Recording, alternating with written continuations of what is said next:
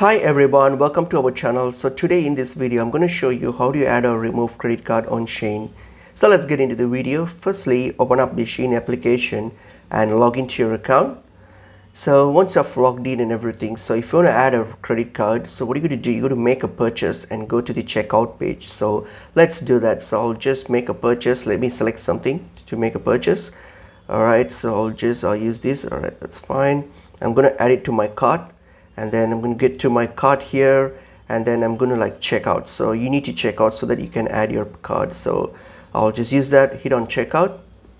Okay, so when I get to my checkout here, so first is the address, shipping method, and then when you get to this payment method information here, so if you want to add your card, what you can do, you can select on the credit card option here. So select the credit card option here. All right, and then what you're going to do, you're going to hit on place order. So when you hit on the place order here, this is where you go to put in your credit card details here. So if you put in your credit card details here, all right, and then once you have put in your credit card number and details here, what are you going to do? You're going to hit on purchase. So that will complete the purchase, and your credit card will be added to your credit card details will be added.